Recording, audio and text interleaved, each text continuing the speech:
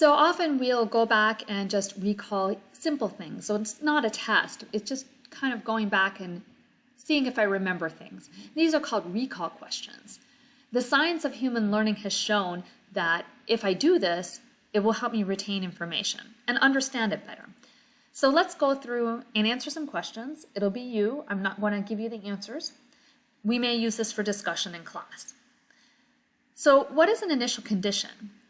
It's always a treat to try to explain it without formulas. So don't use formulas, but explain it in words. Go back to the video if you have to, where I explain what an initial condition is. And you can even use an example. Good statements are based on good examples.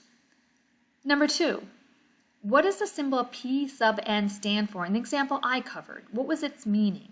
Can you explain the P and the little n? Is it the initial condition? Is it the number of patients at visit n? Or is it an assumption? You choose. Next, suppose Dr. Cottom wants to use our model. I made an assumption. Which of the following can't he use the model for?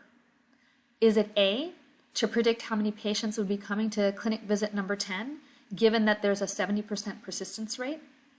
Or B, to predict how many patients would come to visit 10, given that there's a 50% persistence rate?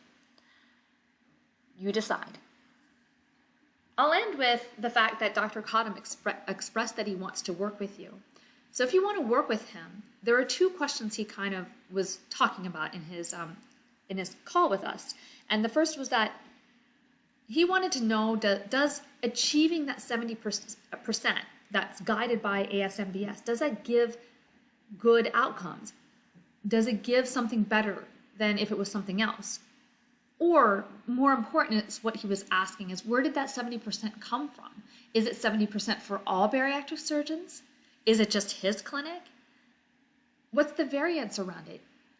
Does it even work? So he seemed quite doubtful about this number and he wanted to know more. So if you would like to work with Dr. Cottom, I can guide you. I have the data from his clinic and I have some data from other clinics. And so we can address this question. It's a very good question.